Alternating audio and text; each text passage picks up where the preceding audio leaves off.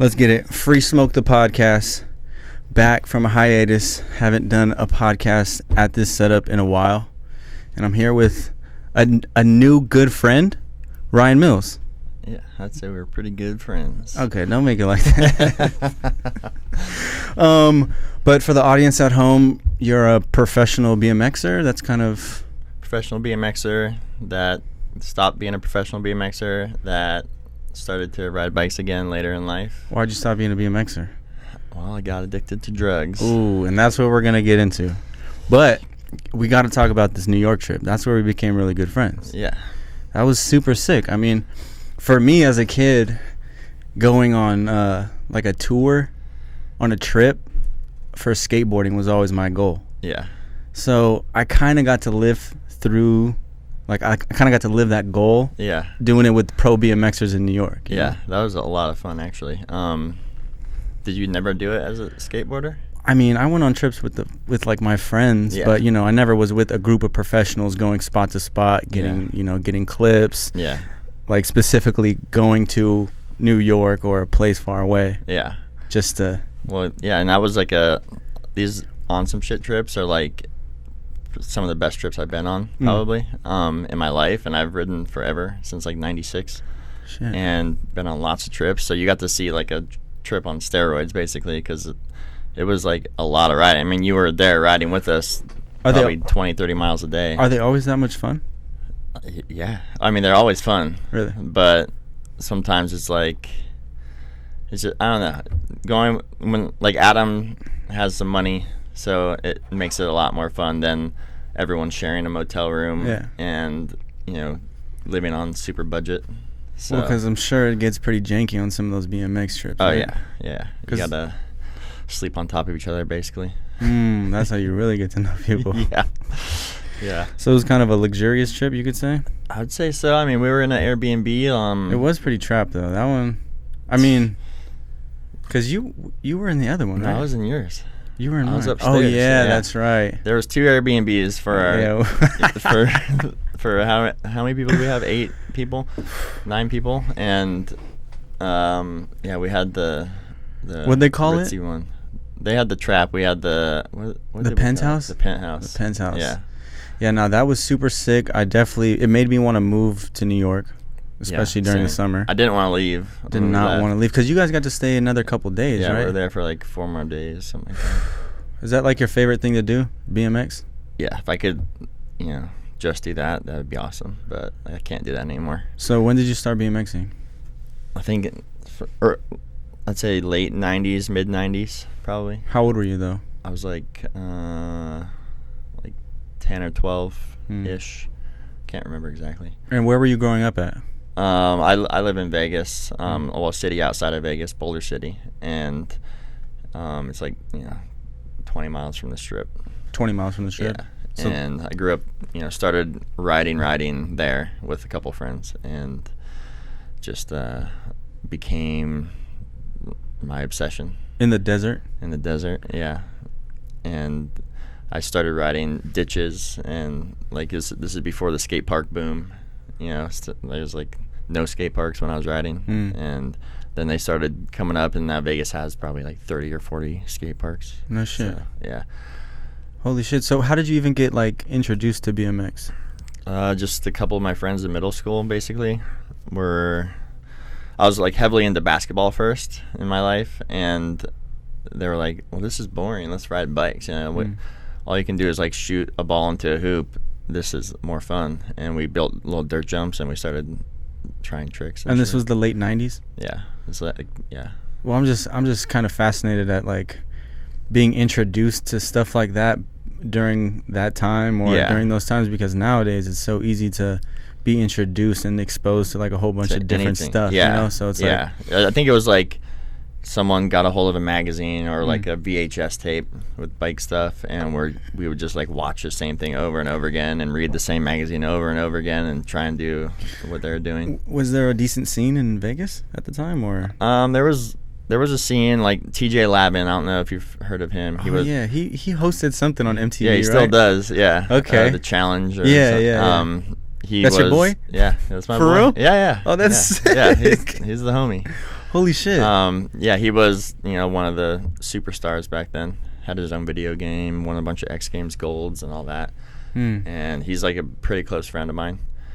And so it was like the scene was pretty decent in Vegas. We had a good scene. I've seen it change over the years, like just people stop riding, and by just seeing the groups over the years. Were the bikes like 50 pounds and shit? Oh, the bikes were so shitty back in the day. What we had to learn to ride on, it was crazy. Like the people now starting to ride now have such an advantage of like. Yeah, I mean, everything's so much lighter and easier. Yeah, everything. Since when do you guys use plastic pegs? How long has that been a thing? I don't know. I think I was out of the game during that time. And I've been pegless actually since like 2007. And that's like a stance. Once you go back, you don't go back. I mean, I'll occasionally ride pegs, but like I haven't in a long time. Yeah. All right, so you're BMXing in Vegas, hitting these ditches on a 50-pound bike. Yeah. How long are you doing that until you start seeing some sort of like progression? I think probably around like 9th grade in high school. Holy shit. I started like getting decent, and then there was like a big scene in our high school actually of BMXers. Really? And we just ride every day, like go to school, get off school, go ride all day until dark every single day. And so you do it all the time like that, you're gonna get good. Right. And I just stuck with it, and by like towards the end of high school I was starting to get in like the bike magazines and stuff and getting little sponsors and stuff like that. Well, yeah, I was gonna say, like, how do you even get sponsors, or how do you get eyes on you? You can't just post a clip to Instagram. Back then it was like road trips of people coming through town, and we'd like show people around and ride with them and like get in little videos, like a couple clips here and there, and that was basically the only way. And then you would make like little sponsor me tapes and stuff like that. Oh, yeah, I remember those. Yeah, that was like the only way to do it. Or you could like go to California and hopefully run into people. But do you feel like you had to leave California to get good at BMX or get popping like that? Like leave Vegas? Yeah. Not really. Like we had enough people coming through Vegas because we had a convention in Vegas called Interbike. It was like the bike trade show. And so every year the entire industry would come to Vegas. So it was easier for us. Like the coastals, like California and New York, those were like the scenes where like the companies are and all that stuff. Yeah. But like Vegas was like where everyone came together. So we had eyes on, if you were decent and let people stay at your house or do whatever, show people spots, people were like, cool. So how long did it take you to like build up a name? I would say I started just like fucking around and going to like actual BMX contests. Like I would come to Huntington and do the Triple Crown and the Dew Tour and all that. And it was like out of my league at the time, but I'd just go do it to do it. It was just open signups? Yeah, basically back then it was just like you sign up, you pay, you ride. So I would just go do that, and caught the eye of my friend Walter. And he was like, do you want to be in this video I'm doing? And I had no affiliation with the team it was or like anything, but I was just like, sure, yeah. And I got that, filmed the video part in probably like 6 months, and which was like pretty quick back then. Everyone else was filming for like years for that video. And then at the same time, I had a photographer friend, and I was getting on this company called Premium Bikes. And he would always take photos for like ads and stuff like that, and I got on the cover of BMX Plus 2004, and that part dropped at the same time, so it was like everything at once was kind of came out, and it was just like boom, and then I had kind of a name. The industry knew you? Yeah, I think so. Holy shit, people were playing that shit on VHS and shit? Yeah. I think it was on DVD at that point. But yeah. Oh shit. So like when did you start making money from this shit? Were you making money at the time? It was like, it took a while, man. Like I was struggling. I was like going to college at the same time too. And so I would go on these trips and go to college and work part-time jobs and all that, and it was like a while, not until I think 2006, so like 2 years after like being pro, like technically pro, I started getting like a paycheck, because TJ Lavin actually called Monster Energy drinks. I was like, hey, I got this guy. You should put him on and pay him, because he asked me how much I got paid. And I was like, I don't get paid. I just get like photo money from like companies for like being in magazines. So that is like, I started out with like $500 a month, and that was like, back then it was like, okay, that's cool, but I need, triple that at least. Were you doing like regular jobs too, or I was like, I was working like, just like fast food and just like whatever I could do. And were you like a good student? Yeah, I did well. I graduated college. You graduated college? Yeah. What did you study? Psychology and art. Wow. Yeah. And it kind of like overlaps my drug days too, because I was like, I was in college for 7 years, because at first I was going just so I could be on my parents' health insurance while I was riding bikes, and so I was just like taking classes, didn't know what I was doing. And by 2010 is when I graduated college, and that's when my Monster contract ended too. So I had like 4 years of getting paid for Monster, like $1,000 a month at that point. And but I started getting addicted to drugs in like 2006. So like four of the years of college, and my whole paycheck time I was using pills. So you were a sponsored athlete in college, getting paid? Yeah. Technically? Yeah. For Monster? Yeah, for Monster, and just like photo money from other companies. Did people know of Monster at the time? Was it like a big thing? Was it as big as it is now? It's not as big as it is now. Like, it's giant now, but it was big for sure. It was like there was like a Red Bull, Monster. Yeah, they're slapping right now. Yeah, there's like a Red Bull, Monster, like boom. Okay. I remember the Red Bull. Yeah, it gives you wings. Yeah, and when all that came out, and then they started like sponsoring athletes, and it was pretty early on, because I was like the first street rider on Monster. So it was like I kind of created the contract of not having to ride contests. Okay. Because I didn't like riding contests. And your boy TJ Lavin helped set that up? Yeah. So there was not even a street team? Mm-mm. And you came to them with the idea of like having a street team, or it was kind of like... It was like, well, TJ like co-signed me, and then they were like, okay, well, what do you want to do? How are we going to do this? And I was like, I'll get in a certain amount of magazines, because at the time I was writing for premium products, and I was like getting ads every other month, so I knew I was going to be in the magazine. And then on top of that, I'd be on like different parts of the magazine too at some points. So you were marketable. So I was marketable, and I could put a sticker on, and all while going to college. Yeah. And were you pegless at the time? I was pegless. Damn, man. Yeah. Really breaking down the barriers. Yeah. Because that's not like a common thing, right? Going pegless? No, not really these days. Yeah, see? There was a little fad for a little bit. You get any shit for that? People always tell me to put pegs on them. I was just like, eh. Some haters? I've been riding for so long, I got bored of them, to be honest, and I wanted to change it up and like make my brain think differently than everybody else at a spot, because you can go to a spot and people will be like just doing grinds on ledges and all that, and then I have to like sit there and like think like, oh, how am I going to make this a rideable thing?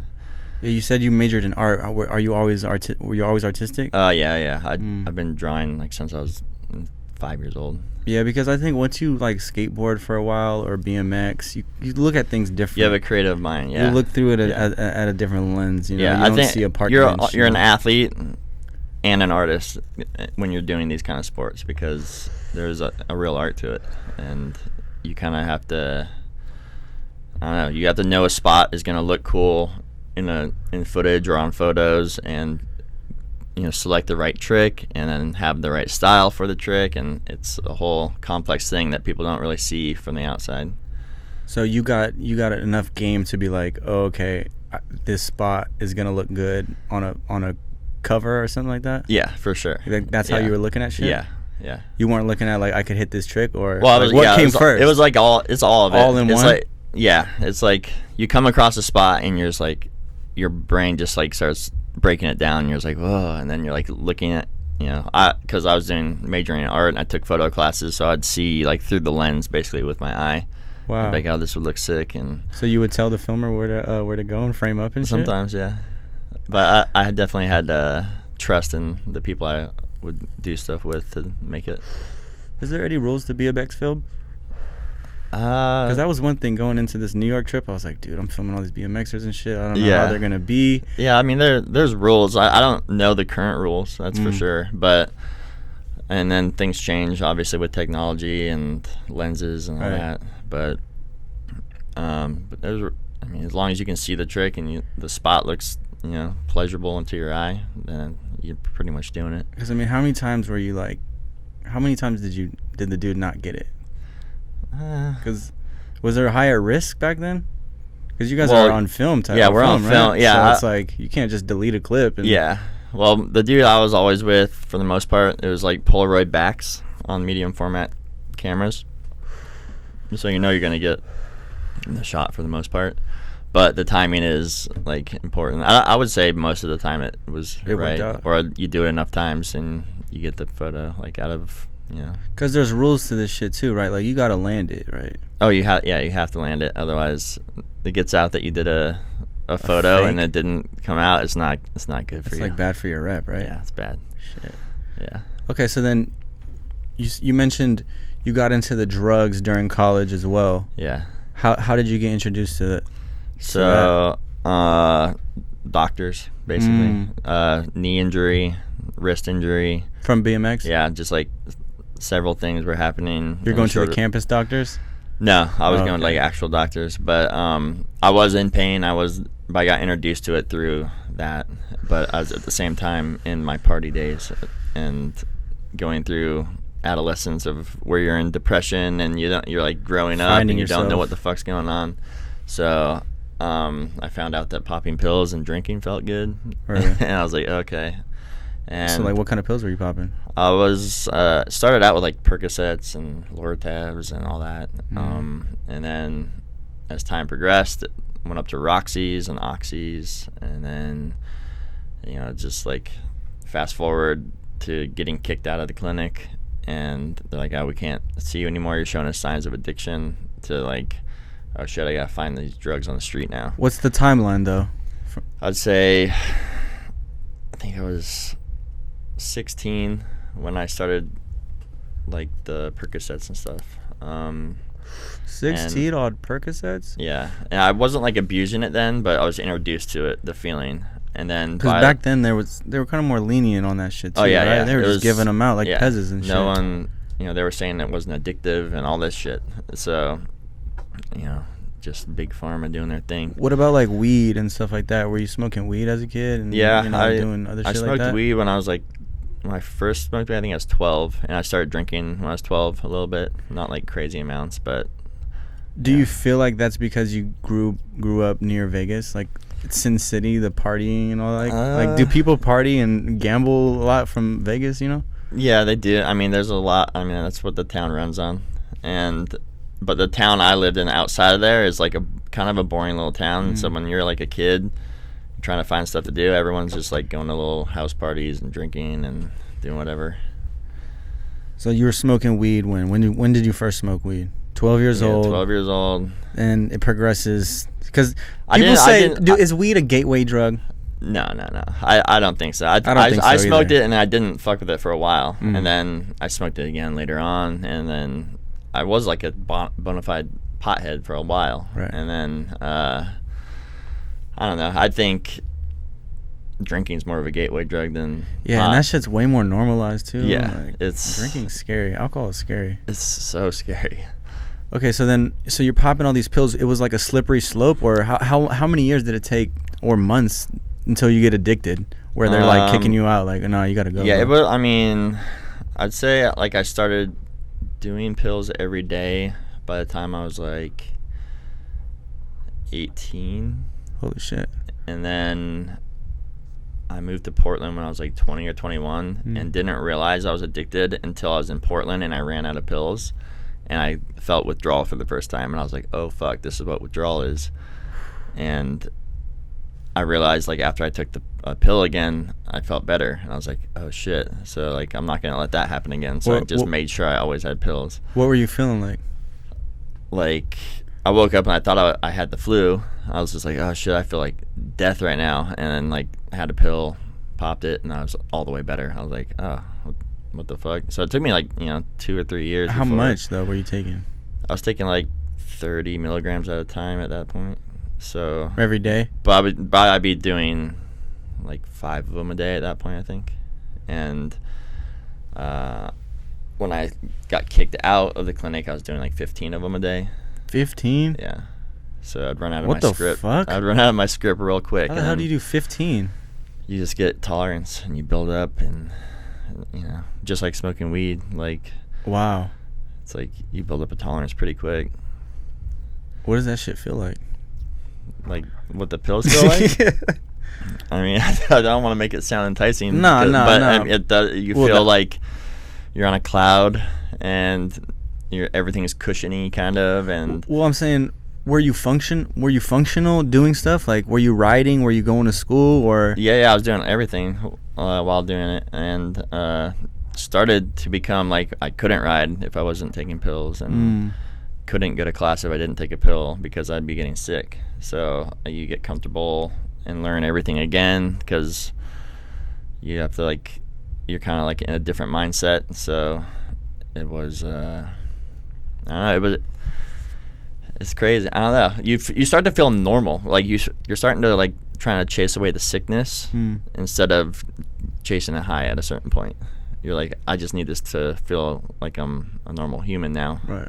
Instead of like I'm dying. Yeah, it becomes a part of your everyday. Yeah. It's a part of you, type of thing. And we're creatures of habit. Yeah. So before you know it, you are taking 15 fucking a day. Yeah, and then 15 a day when you're buying it on the street, it's $10 a pill. It's $150 a day. So what do you do when you get turned around from the clinic? I was in full panic mode, and I knew at this point I was like kind of like having to buy pills on the street already because I'd run out of my script. So I had a couple people and started like buying, and then like dealing on the side so I could like make, charging people 20 when I'm buying for 10, and the middleman all that shit, and I made that last for a little bit, and then one day, you like kind of lose control and you end up broke one day, and you're like, oh shit. And this was in Portland? This I was back in Vegas at this point, and had gone through a breakup, and it like destroyed me for a little bit, so I was just like wilding out, and I just ran out and had no money, and dude had heroin, and was like, here, try this, and fixed me up. And you were in Vegas? I was in Vegas in a little apartment, and I just remember smoking it, and I was just like, oh shit, okay. And I was scared of it. I was like, oh shit, am I gonna like overdose or whatever? I didn't know. They're like, no, it's the same exact thing as a pill. I'm like, oh, holy shit. And that's when you realize, like, oh shit, I've been basically doing heroin all this time. And how old were you when you first did that? I think I was like 20, I want to say 22, 23 maybe. Okay, so you moved back from Portland. Yeah, I was in Portland for a year, and I was drunk and high every day. Okay. All of Portland. So, like, my memories there are very grim. You're right. But, and then what made you go back to Vegas, though?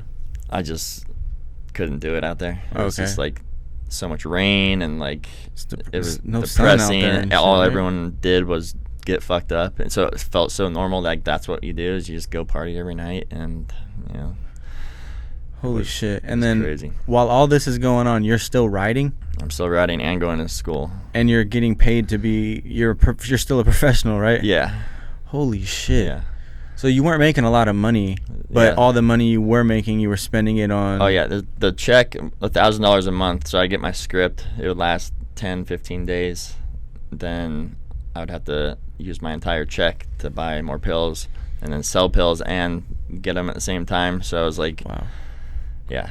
Would you have to like milk doctors and have like a run, and go to the urgent cares and go hit all these different? I was doing that at one point, and they like red flagged me. Like in the system? Yeah. And so I got kind of fucked there too. So, it was. Did anyone know? Like around you? People knew I was taking pills. They didn't know like the extent, and they didn't know people didn't know I was addicted to drugs until I was on heroin. Really? Yeah.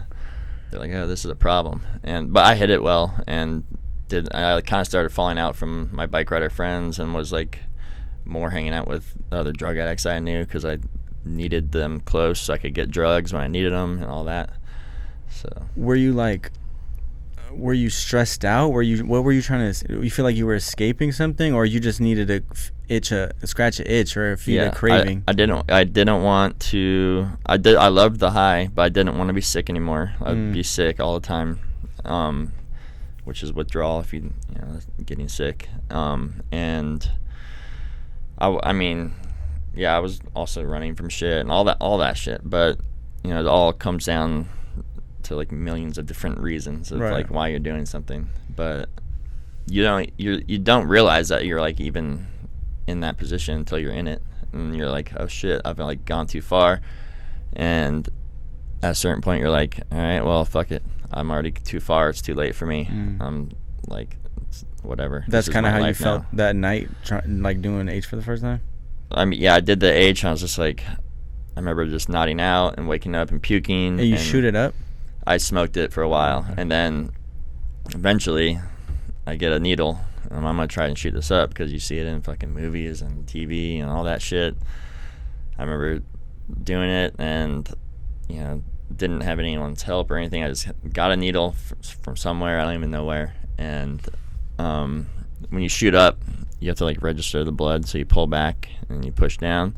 I didn't even know that, so I just like was like, I think I'm in. I just push it in, and oh, you could have killed yourself type shit? I was just definitely missed the vein, but I was like, I think I feel it. I don't know what the fuck. And then eventually someone showed me how to do it. But I was like, did you have any like high friends you would just kick it with, or you're just doing this by yourself? At that point, well, I would do it by myself all the time, but I did have at a certain point it was just you're always having someone else there. I would have like apartments in my name, and all those people were basically homeless people. And they would like come and leech off of you, and but they'd have their drugs and they're dealers, so you could always get it, and it becomes like a whole full-time job. Is there like a lot of those people in Vegas? Oh my god, yeah. I mean, at a certain point, I had the heroin dealers coming to my house and selling so much drugs at my house with all the people there that they just started like fronting me the drugs. And then I'd be selling to them, and then I could, afford my high like that for a while. So I would be like, getting everyone's money together, buying drugs, and then getting my free shit out of it, and then supporting my habit like that. And then eventually, the habit grows even more. So I had to like figure out how to make more money, and you're just like trying to scam all this shit. And eventually, I became like a really good thief. A really good thief. Yeah.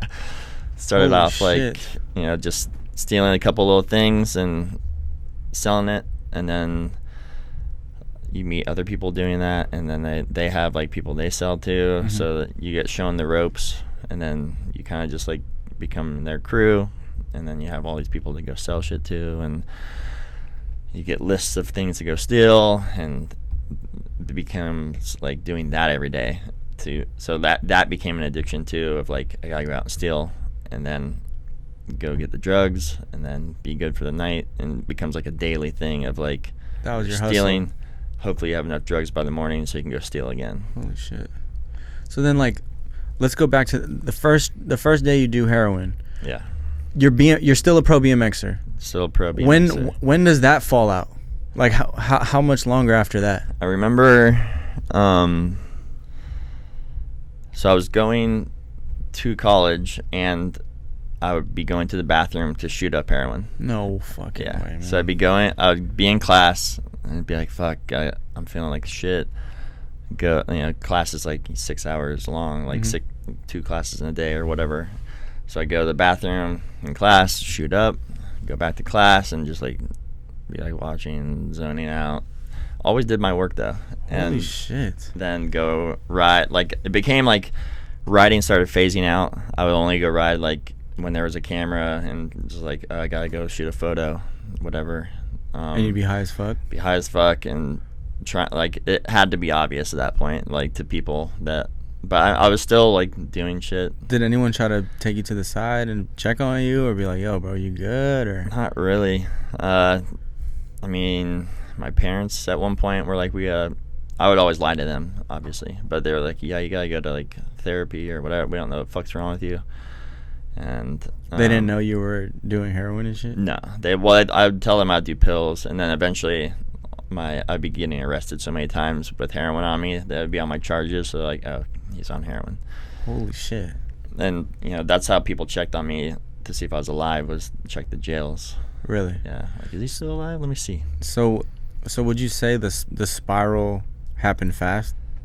Yeah.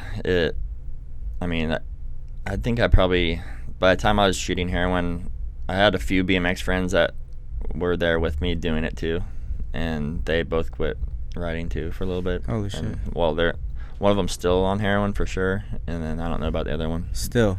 Yeah. And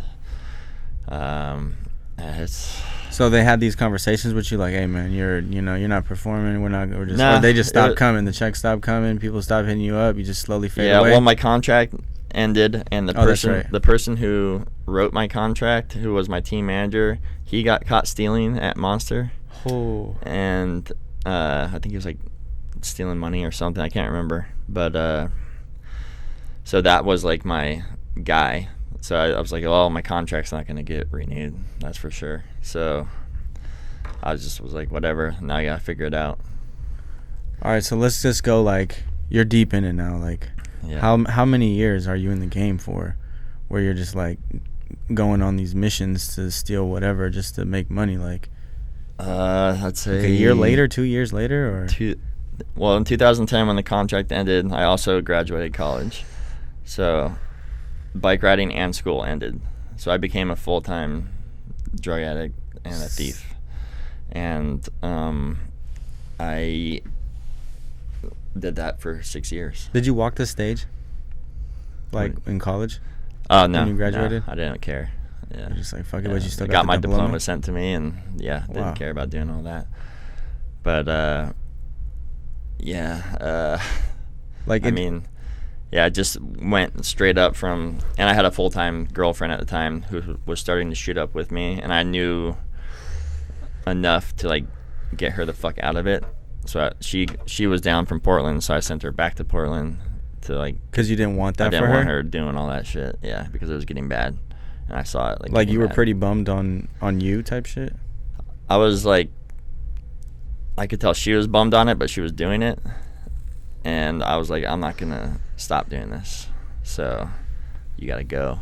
So all that shit ended at once. It was like girl, school, bikes were done, and then every day was a mission for sure. It was like.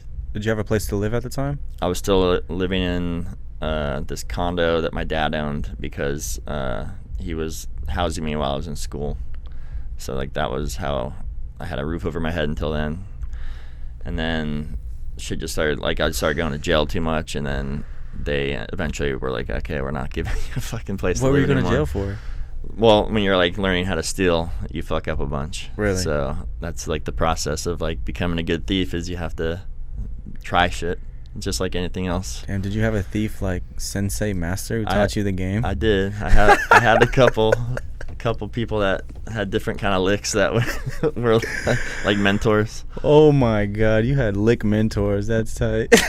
And they knew the game, and they fucking they've been to jail. Stealing is not tight. That's not tight. It's really not tight, but when you gotta do what you gotta do, wow. It's better than fucking over your homies. So what were you like? Where were you getting caught up at? At stores. Where were you riding the training wheels at? Target, Basically. Yeah. Target, like little like Walmart, like that's like the early stages. You learn not to fuck with those places pretty soon because they got like their whole team of loss prevention. They're ready to fucking kill you. Really? Yeah. Because I heard a thing that like loss prevention doesn't chase you. You just gotta run. I think nowadays that they probably don't, but back then, I mean, they were tackling shit. I've been fucked up so bad by loss prevention, like to the point hilarious. Where I think like they broke my sternum and like oh my shit. God. Like they were fucking me up. Like I remember a few times where I was just like getting tackled bad and punched and like beat the fuck up. They pulled me in a room, fucking pop, pop, pop, pop, pop. What kind of shit were you trying to steal? Like what was the electronics? I would think. Yeah, I was like little fucking DVDs. phones and like whatever. Like I can't even. You just steal. Eventually, you're just like stealing whatever you can fucking get your hands on. Sometimes it's like you're obviously looking for like high price stuff. Like then I started learning the game of fashion through stealing, because everybody wanted all this shit. So I didn't know anything about fashion at the time. But one of my senseis taught me some shit, like the brands to get and all this shit, and what these guys like here and what they like here, True Religions, like whatever. So, but you had to have some sort of clientele you were selling this shit yeah, I had to, right? clientele, and the drug dealers would take. You would trade? Yeah, so Levi's was like their favorite. Like if you get a pair of Levi's, you're getting a 20 sack of heroin. Really? And so I had a few people. We would go every fucking day to the same Levi's. There's like 2 or 3 Levi's in Vegas that you could go to, like at the malls, and every day get 10 pairs of pants. So I'm getting like $200 worth of heroin a day. And then so the 501s, the 501s, the 505s, the 511s. They send a lot of it back home to Mexico, because like in the drug industry, they're like, who's your Mexican? That's the Mexican comes, and then that's the dealer. Everyone calls it like that. So, but it was just like those guys. They got ties to Mexico. That's what you're cartel saying? guys. Yeah. Fuck. And yeah. So then, how did you? What did you have to do time ever? Just some overnighters or what? I've done lots of time. Really? Like months at a time. I've been arrested 14 times. I've done a total of like 3 years in jail. 6 months, 2 times were like my longest ones. What was your first time in jail like? Were you scared? I wasn't scared of being in jail. I was like bummed. And did you go through withdrawal? But I was scared of going through withdrawal, and it happens very quick. Like you're there for 8 hours, and for the most part, like if you're getting caught up stealing, you're already in withdrawals and making bad decisions, like trying to just get something as fast as possible to get more drugs. So like you're kind of already like in withdrawal while you're getting taken to jail, and you're just like eventually I started getting so used to going to jail, like withdrawing, I would just be like, all right, fucking cuff me up, and I'd get in the back seat. I'd just wake me up when we get there. I'd go to sleep, and then wake up, go to the booking. And they like knew you and shit. Oh yeah, they're like, the process of getting in there. They go, are you on any drugs? You're coming down. Tell them everything. I'm like, yeah, I'm on meth, coke, heroin, Xanax, all that. Like, tell them everything so they can give me whatever the fuck attention I need while I'm in there. Because even though I'm not like on all that shit, I just say I'm on all of it. That way that I can get whatever drugs they give you to like not feel as bad. But back then it was ibuprofen and like some other shit, like I don't even know what the fuck. For a couple days you're like kind of blacked out, whatever the hell they're giving you in there. But holy shit. You wake up and then you're in the medical unit, shivering it out, puking. They're trying to feed you, you're like skipping meals, and it's just like that nasty jail food. And you wake up at 2 a.m, the doctors are like giving you the vitals and all that shit. So you weren't new to withdrawals? No, I knew withdrawing is a common thing if you're a full-time heroin addict, fentanyl addict. It's like you're always running into that problem. Like so many times I called the dealer, like just like, oh please hurry up, like I'm dying, like every day. I'm just like, where are you? You're like mad irritated. Get the fuck here. Oh, I'm at the light. Like what fucking light? Like get the fuck here. Sometimes they play those games of like power, like I'll be there in 2 hours basically. You're just like fuck. They come in 4 hours. You're like, dude, what the fuck? And just like dying at that point. And at this point, did you have a home? At that point, yeah, I had like the last part of my living in my parents' place, and then that ended after like getting out of jail. Maybe my 3rd time, I started staying at friends' houses, and I think my dad sold the condo when I was in jail or something like that. I can't remember exactly, so I had nowhere to go.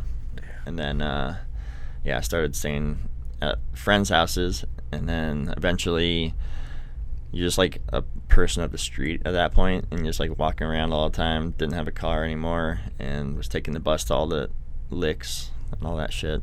And when you're like walking around all the time, you see abandoned houses, and it was during like that big crash. Mm-hmm. You know, it was like 2010, 2012. There's like probably 50% of the houses were like abandoned, so I'd get like abandos, and I had a whole system of that too, of like figuring like out squatting type shit. Yeah, we're like had a bunch of people squatting everywhere, and have like multiple houses, so like because they get busted pretty quick, so you have like one house here, go down the next block, you have another house there, so like when the cops come to this one, you scurry to the next one, and just keep going like that. You had a whole ass routine. Yeah. So you were like a full-time criminal. It seems like. Yeah, I was doing a lot of shit, and my mindset was just like, fuck the world. Fuck the world. Yeah, it was like, whatever I can get is mine. Like, didn't care. Like, this is my shit. I'm taking this shit.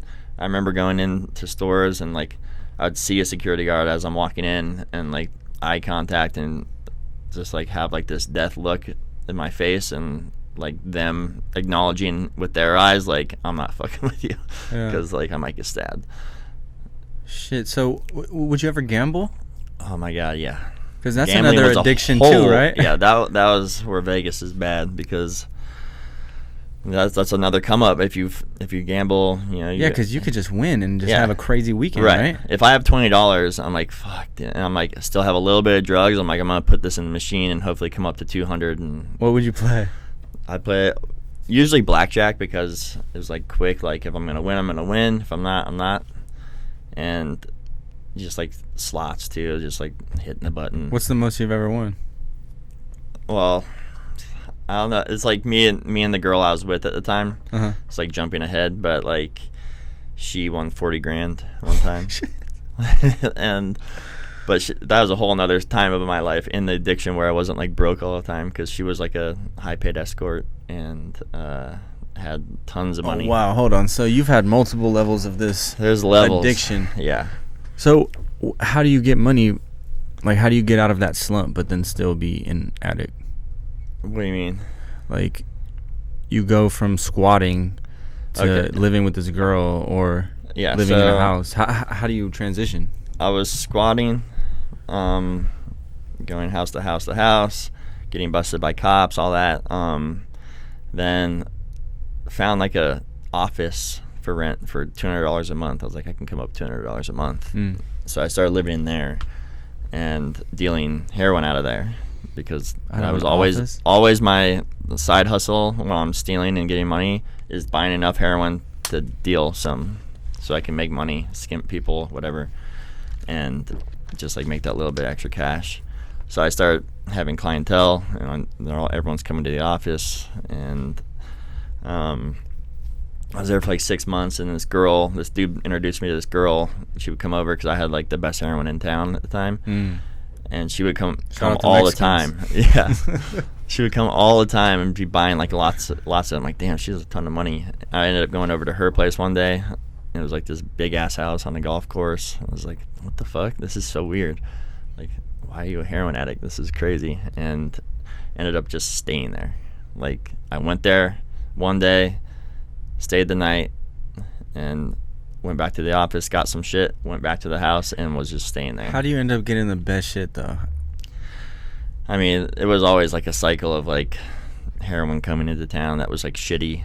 But the guy I had, like, what's the game like? Do people go away, or is it? Are people there's people go away. There's several dealers you can get in with. And other people have other dealers, and some of their shit sucks. Some of it's good. Wow. There was like a time where it was just all fish scale heroin, so it would like taste really like fish, basically. It was terrible. And I had a guy that didn't have that, and like have a good supply of that. And there's a lot of people doing heroin in Las Vegas. It's a lot. Yeah. Like, more than people would know, like regular looking people type shit. Oh yeah, man. I was dealing to doctors, lawyers, like just no shit, professional boxers, like yeah. There's like just I don't know, man. It was like it wasn't just like heroin I was dealing. I also had like other shit too. I always had pills to sell and meth and all that shit. So but this you basically get a new client. That's this girl who has hella money. Yeah. And then you just... And she wanted my dealer. And so she was having to go through me all the time to get it. So eventually we start dating. Even though I know she's like out there. She has like guys, you know, whatever. Yeah. But I saw her money. I could get high all the time. So I was like, okay, this works. And I'm just in there doing the same thing, but just on a higher level, driving around Range Rovers and new Jaguars and all this shit that she has. Just serving people? Serving people. Going out and stealing like $100 worth of stealing? Shit. Yeah. Oh, that was like still my hustle through the whole thing. While she's out doing tricks, I'm out stealing, and we're just constantly getting money to get power couple. Sure. Yeah, it was. We were a force for like a couple of years, like 2 years probably. So you're stealing, you're living lavish. Yeah. At the end of my addiction, I was living it up. It was like it was hard to leave it. Really? Yeah, and I was like upping my game and stealing shit. I wasn't going to Target and Walmart anymore. I was going to Neiman Marcus and Nordstrom and you were like a professional Saks, stealer. Yeah, and getting the scores were a lot big, or a lot bigger. Yeah. Bags. 15, you literally were getting the bag. $15,000 bags. My boy was getting that. $10,000 bags. Like I had and it just went on like that. For how long? How long were you living? That lasted like two and a half years maybe. But at the end of that, I ended up stealing some we would go out gambling all the time because she always had money. She was so addicted to gambling, it was insane. And we went to some casino. I saw some dude, like I'm sitting there gambling, and I'm always like looking for licks, so I'm gambling. Just like see some dude leave with a hooker out the fucking cafe and leave his backpack. So I'm just like, cash out. That's me now. Go grab that bag. Take off, open it up. My girl's still in there gambling. Open it up. I'm like, oh shit, fucking brand new iMac, fucking Pro laptop, and a fucking iPad and all this shit.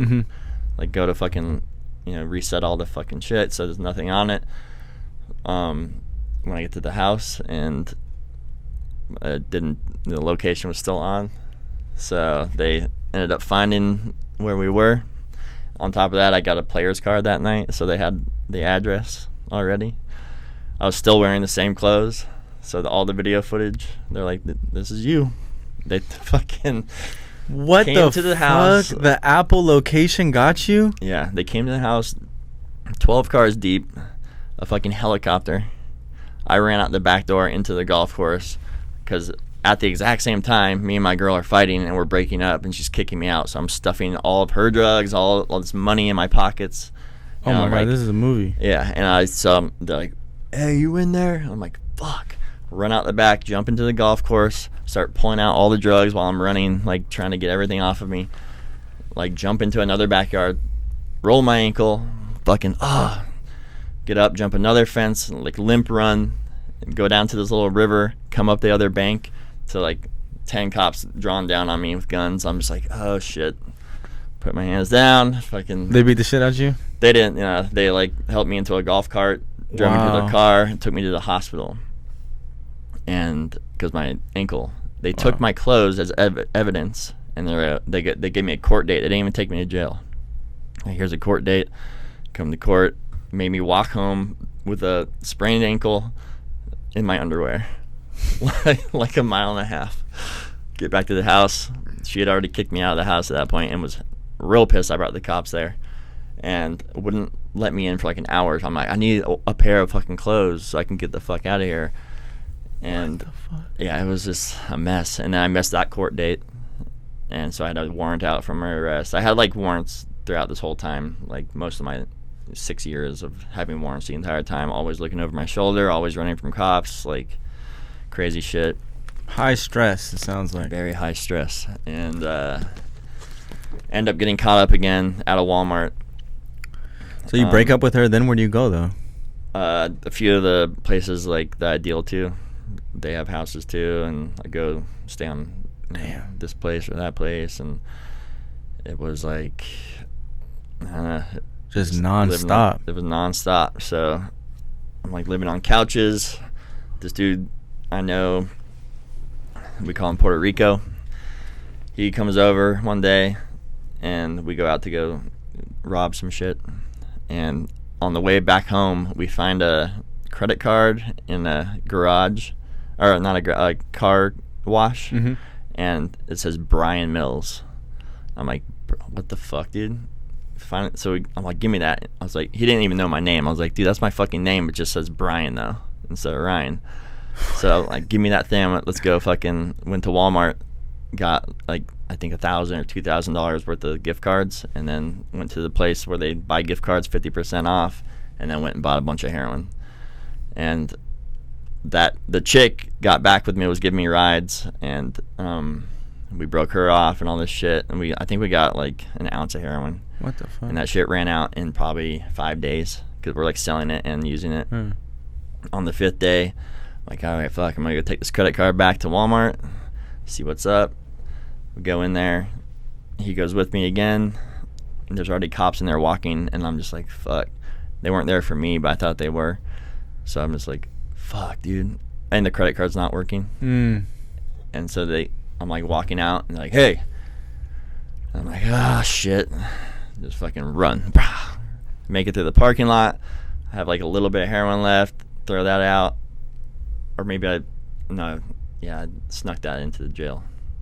Damn. And get around this thing. The other dude gets away, and go to jail. Then 2 of the people that were living at the girl's house, because she was like letting people live there too, some of my friends, they end up in jail the next day. I wake up to them. They're like in the bunks next to me. I'm like, what the fuck? We stole a car, blah, blah, blah. Yeah. Then I'm in jail for like 2 weeks, I think, go by. I'm already like kind of getting past the withdrawal and all that shit. And I call somebody, the girl where the guy Puerto Rico came over, and she goes, Puerto Rico's dead. I'm like, what? So like, he ends up getting stabbed while he's driving a car in a bad drug deal. What? And like, gets stabbed right by MGM. Fucking goes through a red light, smashes into a car, smashes into a light pole. He dies. The people that stabbed him don't die. They get the fuck out and get away. What? And so I always think back to that, like, dude, if I got away, I would have likely been with that dude during that time and be dead, like right now. You know. Holy shit. And there's like a lot of moments in life where I'm like, damn, I would be dead for sure if I was with this person, did that drug and OD'd, and it's just a lot of fucking madness.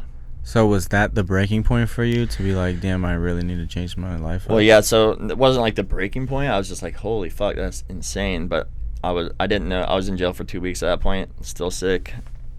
But I was like going to court every week, and I was just like never knowing when I was getting out. And then one of the times they're like, okay, we're gonna give you 3 to 5 years in prison because of this laptop that I took. And because all your priors and shit. My priors, and it turned out that dude was like a politician in Reno, the one that left with the hooker. What? Yeah. So I got like this guy's like, you know, government shit. So it's like, it's more of a charge. It's government property. Yeah. And so I go to jail. Did you tell him what he was doing? No, I mean, at that point, what's the point? He probably wouldn't believe you anyway. Yeah, for sure. So I mean, the camera's probably something else. Said something else. Yeah. They're like, okay, 3 to 5 years prison. I'm like, fuck. Like, I'm fucked. A felony on my name, all this shit. I'm just sitting in jail, just like bummed for, months. And then one day they call me and they're like, actually, you know what? We decided we're going to give you drug court because you have all this stuff, but it's all drug-related stuff. And I'm just like, all right, sick. I'm not going to do it. Just keep me in jail? Send me to prison. And hang up the phone. Talk to my parents, and they're like, why don't you just try it? And then it occurs to me, like, I could get out at least, get on house arrest and fucking go on the run and just stay high. And ended up not doing that. Ended up going to drug court and, doing my year of that, and still had probation for another year after that, and just, like, stayed on course. Because what was that like? It was hell. It was like, they make it almost impossible to do if you're, like, trying to, like, cheat the system or like get fucked up still. What's the system like? It's like you gotta piss test every day, make sure you don't have drugs. You have to go to counseling every day for months, for 4 hours a day. You have to like be there on time or you go to jail. And like you gotta take the bus early so you don't miss it, and it's like so much shit. You're strapped with a house arrest thing, so you can't leave a certain street. You have to go down the street to get to there, tell the officer you're going. It's just like a huge headache. But you just wanted to be out? I was just like, you know what, I'm just gonna fucking be done, because I did 6 months before, I got out, did my time, and got high like an hour later. And I was just like, if I don't do this, I'm going to prison for 5 years, likely. Like, because once you go to prison for 3 to 5 years, in those 3 years, you're going to fuck up and you're going to do the whole time. And so I was like, and one of the conditions was like, if you finish drug court, we drop the felony. So that was like incentive to like stay, right? And on top of that, you also are court ordered to go to AA meetings for like a year. And like, it's just a fucking huge... Did you ever get close to relapsing type of thing? No, I got close to cutting the ankle bracelet off and running like a weekend. I was like over it. I was house arrested at the drug house. So like the cops went to the drug house. I had them hide all the drugs before, and they approved it, and they let me house arrest there. But it was just like people were just doing heroin next to me all day. Holy shit! On house arrest, and I was just like, fuck, dude, just watching people get high.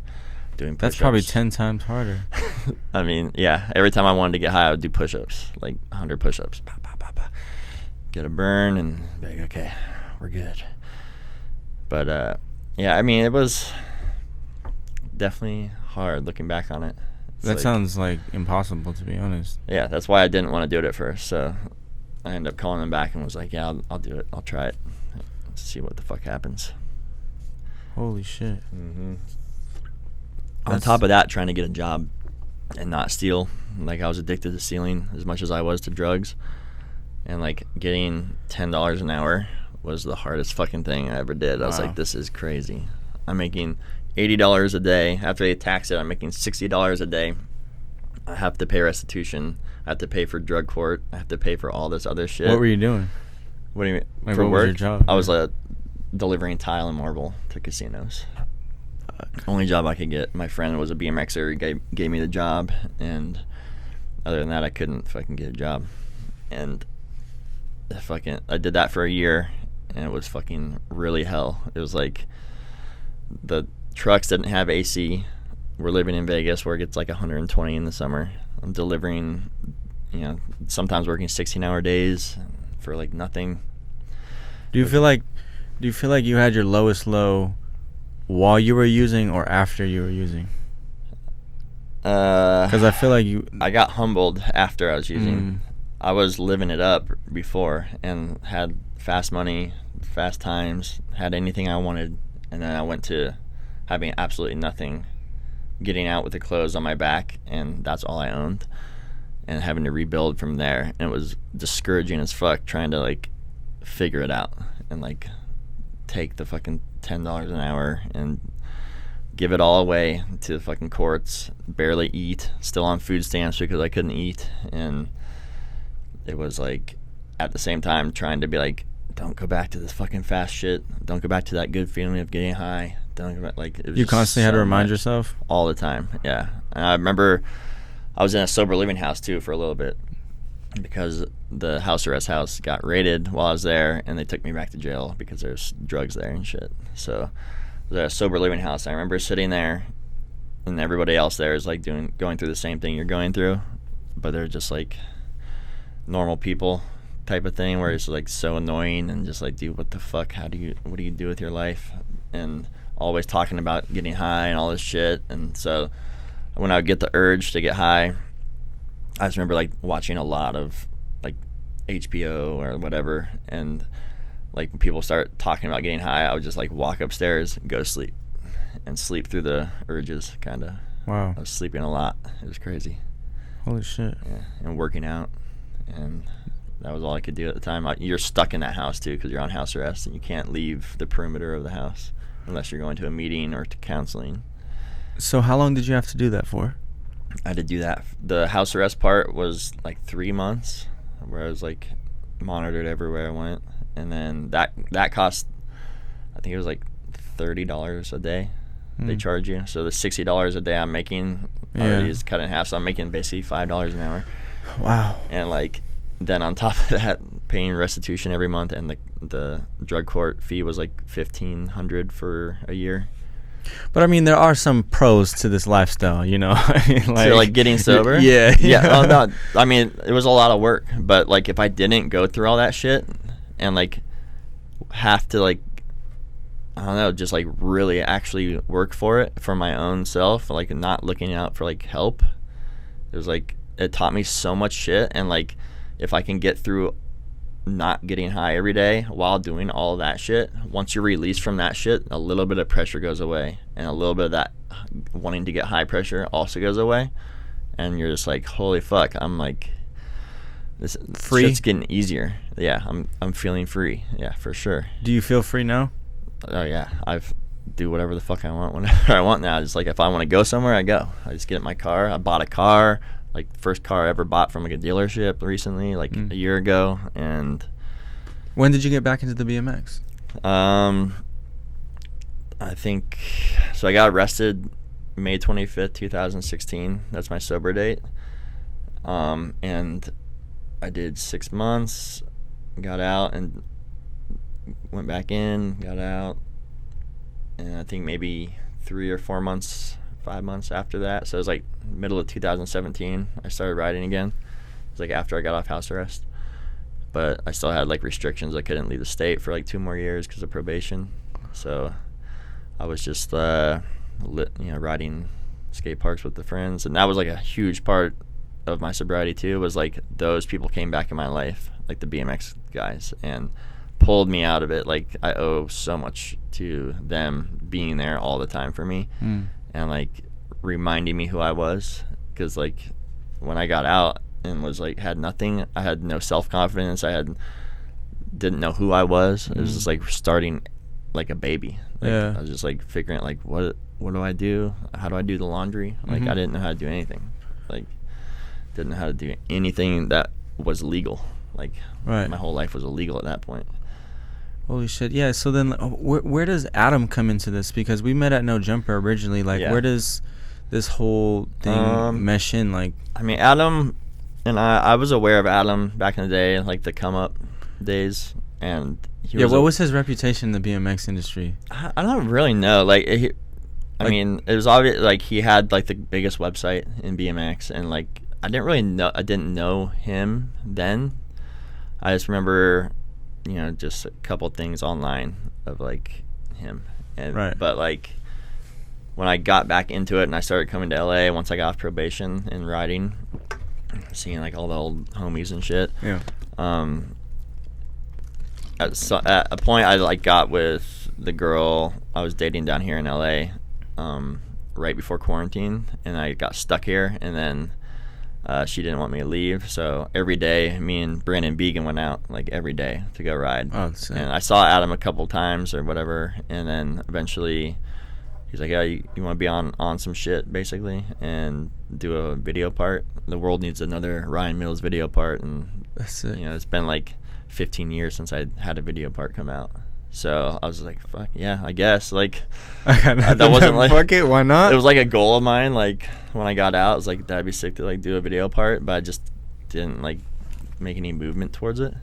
And then he approached you on it? He just was like, let's do this. I'm like, fuck, all right. I think Began has something to do with it, and Phil. But wow, that's sick. Yeah, it gave me a little opportunity, and use their large platform is awesome because they're like definitely the biggest clothing company in BMX. Like it's giant. Really? So that's fire. Yeah. Shout out OSS. Definitely thankful to them. Stranger Bikes too. Like just like believing in me gave me my confidence back too. And like I don't know. It's people. Everyone's shown love. It's crazy. So that's what it's all about.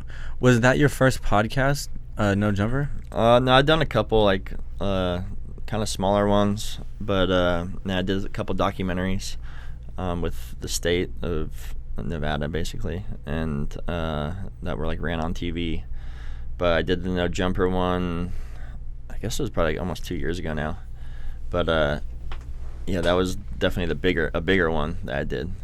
But I did a few things with this company, Vital BMX, that's not around anymore. But did some stuff with them, and yeah, Kyle Carlson, this dude had a podcast for a little bit, did his. Oh, that's sick. Yeah. So, like, what are you doing nowadays? Now I'm riding bikes all the time, but for my income, I don't rely on BMX because there's never been that great of an income through BMX for most people that ride it. But now I somehow got weaseled into a job for the state of Nevada, so I work for the government now. Damn, you're a Fed. I'm a Fed. Nah, I kind of like guide the state into making decisions for the drug addicts, kind of like how to help people more and trying to end this fentanyl epidemic that's happening. Like, luckily I got out like 2016, and that's when the fentanyl started coming into the game. Because you never had to worry about that shit, or Nah, what? Not really. I mean, I'm sure it was around a little bit, and I had a few friends OD, and it was like, what? Why did you OD? That's weird. Like, so maybe I did OD like kind of close to the last time I went to jail. You OD'd? Yeah, I've OD'd a few times, but I think holy shit, it might have been in that shit like the last time I did it, because it was like so fast. I was just like out. How do you survive that?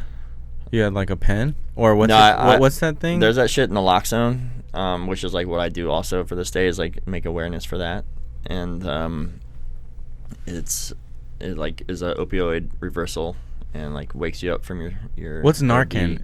Narcan and naloxone is the same thing, it is, basically. Right? Okay. Yeah, and that's how you survived? I didn't know that shit. Like, if it was around, I didn't know about it then. So you just naturally survived? I just had one of the homies was like, "There's lips are blue," and put me on my side if I puked, and I just woke up naturally, like a few hours later, and then was just like, oh, like shivering, like fuck, I feel like shit. Oh my god. Yeah, and I just didn't feel right for a few days, and it was just like, yeah. Damn, that's fucking. Because I stopped shooting up like a year before I got sober. I just started smoking again, but that time somebody shot me up because I didn't have any veins left. Basically, I blew them all out, but one dude could get a vein for me sometimes, so I'd have him shoot me up, and that time I was just like instant. Out. It was like, yeah, a minute later, probably. Did it just fade, like immediately that you just see, and then you just like? I just like. Do you see anything? You just feel it right here. You taste it, and you're just like. And then you didn't wake up? Didn't wake up. I woke up hours later, but like, I don't know. Wow. I was told my lips are blue, and someone just threw me on my side. I think somebody came in the room, was like, his lips are blue, and like woke me up, like after they put me on my side, some shit like that. Holy shit. Very cloudy memory. Wow, that's fucking nuts. Yeah. But like currently though, like fentanyl is like a big problem. Dude, fentanyl is insane. That's like, I've seen shit. People are just like, dude, we want heroin back because there's no heroin. Like, everyone's like, where's the fucking heroin? There's so much fentanyl, and it's like a huge problem. So many people are dying. Like, for my job, we analyze data of like overdoses. Basically, there's fatal and non-fatal overdose data that we kind of like write grants for stuff and use that data to like explain why we're doing it and what we're doing for this and that. And I see the numbers every month, and it's just like going up and up and up and up, and people are just getting fucking killed. Wow. And so like we're pushing fentanyl test strips, and definitely having like naloxone, and like making people aware that there's a thing called the Good Samaritan law in Nevada. I don't know if it's here, but like before, when you would call the ambulance, the cops would come and they would arrest basically everyone, you know, because there's drugs and all that shit. So now if you call the cops and you're a drug addict and your friend's dying, they come for the friend and they leave you alone. For the most part. I don't know in every case, but like you might get arrested at the time, but in the law, like you'll get let go because it's like you're just being a good Samaritan, basically. So just like all this shit that I'm trying to like do to like counteract this epidemic, but it's so fucking much. Like, how do you even combat that? Right. It's like the whole Plus all this shit is skewed and all this shit's messed up right now, right? Everything's messed up. I'm so glad I got out before that, because I would 100% be dead. So, do you have any like advice or tips for anyone who's like struggling or dealing with addiction right now? Like, it's pretty hard to like give advice. It's not really like one thing. It's complex, right? Yeah, because people are like snowflakes, and none of them are the same. So everyone's little thing is gonna be different. But everyone has that day, you think? Or mean, there's a lot of times people are just like getting high with me, and like back then, and every day I would hear someone be like, "This is my last day. I'm not doing this anymore." And everyone's quitting all the time, and you're just like, "I'll see you tomorrow," basically. Yeah. But so people are like at their rock bottoms all the time, and they say you gotta hit rock bottom before you get help, but I don't really believe in that so much. I think you can just like get out of it at any point, but you need help. You need help. It's almost impossible to do it like by yourself. Being forced into situations like I was like forced basically, but I had like my own decisions of like, do I want to fuck my life up and get a felony and go to prison? Your options are pretty shitty. I had very bad options, so I made the right choice. Some people don't have like that choice, and they don't have something like bearing over them, so it's hard to not relapse and go back. And I'm like hit and miss with 12-step programs, because I don't think it's for everybody. It's definitely not for me. I know there's definitely good things in it, and like the 12 steps has like good rules to it, but like the whole culty feel to it I don't like, and the whole relapse is part of it type of thing is like what they preach, and it's like it doesn't have to be, because once I got sober I didn't relapse. Like you don't have to fucking relapse. And a lot of those people's mentality is like, I'm gonna just go back out and then come back in. And it's like, damn, man, that's a fucking vicious cycle. But crazy you got out of it. If you have support, it's a little easier to get out. If your support's like, hey, you gotta get your shit together, you gotta go to rehab, or we're like done fucking with you, we're not gonna help you out anymore, that saves a lot of people. But I mean, other than that, you do have to be at your rock bottom, but you gotta want it, right? You gotta want it, but there's so many resources now, like a fucking simple Google search, you could find whatever the fuck you need, basically. And like, if one place doesn't work for you, there's another place down the street, like where you can go get in and take some insurance or whatever, and start getting your shit together. Because all I know is like, I don't always have a positive mindset, but I have a positive attitude. So like everything I'm doing, I try and be positive on the outside, even though sometimes I'm like thinking negative and like, what the fuck's it all for, blah blah blah.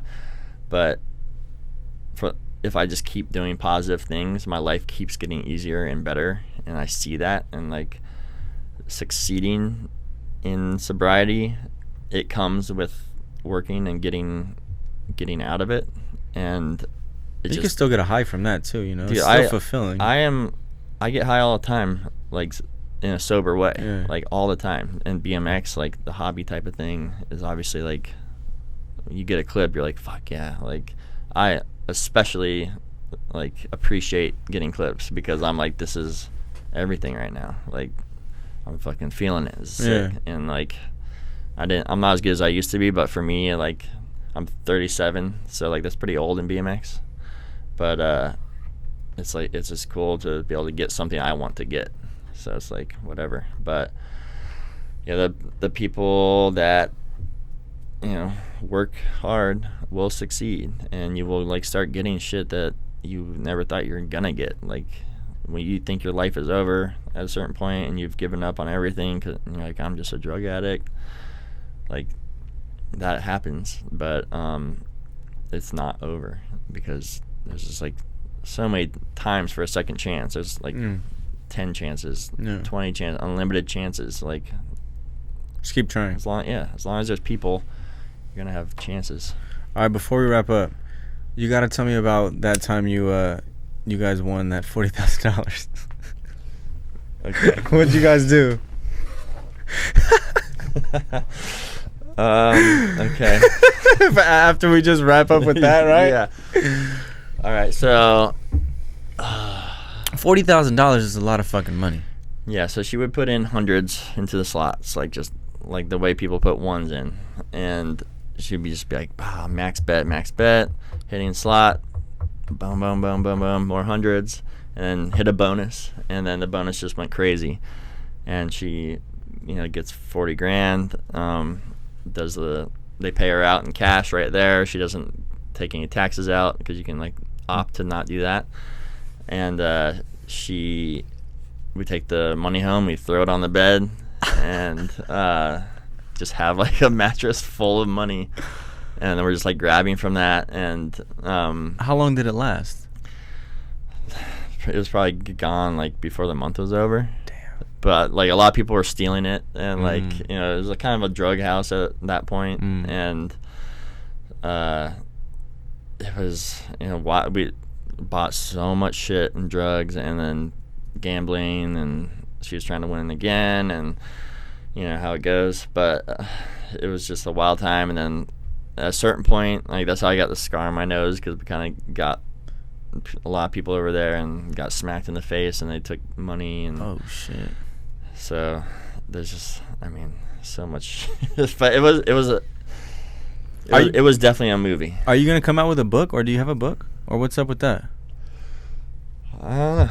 Because you got a lot more. I have so much more shit, like individual stories and stolen cars and just a lot of shit.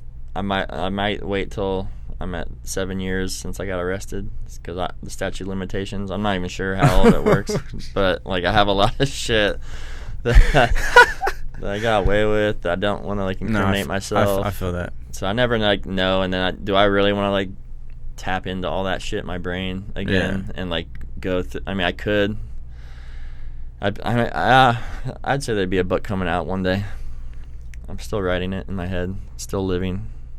Do you ever like speak to the kids at schools and shit? Yeah, I go to schools every once in a while and do talks, and I might do that, try and do that, get into that kind of thing of just like speaking to people, and like get in like an hour of like a routine talk, and going around, those people make quite a bit of money. Yeah, that'd be tight. The story's inspiring, and I appreciate you coming on the podcast and sharing it, man, for real. Yeah. It was dope to see you guys ride in New York and kind of see how the BMXers get down. You guys aren't too bad. You guys are cool. Let's talk about the Italian restaurant we went and ate at. We had a great Italian restaurant down the street, Williamsburg.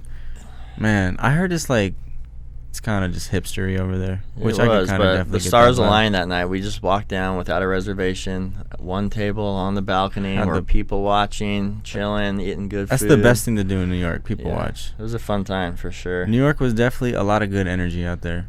Yeah, a lot of good energy. People were stacking clips. Yeah. Shout out to JR. Dude, JR, sickest security guard on earth. That was the craziest thing. The ride out was the gnarliest thing. Yeah, what do you think about that? I was on my e-bike cruising. Yeah, you had the but powered assist. It was, but you were still hurting at the end of the day. Dude, I was hurting every day. Yeah. And then, it got to a point when that ride out is like the gap between people were so big. So it's like you can't get caught in the middle, because then it's just like, what the fuck, you're in traffic right now in Times Square by yourself. Yeah. So I just learned, jetting through keep cars. Keep going. No red light existed. That was sketchy. It was fun. You guys, shout out to Austin Augie for the Dawn of the Streets. Yeah, and the vlog is dropping soon. Oh yeah. But yeah, man. And the OSS video dropping soon. Is there a name for it? I don't think so. Not yet. Well, you might see me in the homie section. Actually, there's 2 new vlogs on the OSS YouTube channel as well. Probably 4 by the time this is uploaded. So yeah, check that out.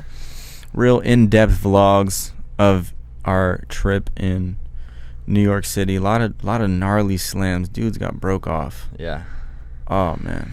Yeah, I fell straight to my back. That was a good one. Oh yeah. I almost got smoked trying to feeble that ledge. Yeah. After that, I was like, no, I'm cool. I had to just stop. Fuck. But yeah, man, check out the video part when it comes out. Be on the lookout for the book coming soon. We'll see. Adventures of a Pegless Man. No, man, but for real, thank you so much. Dude. Free Smoke the podcast. Like, comment, subscribe. Let's go.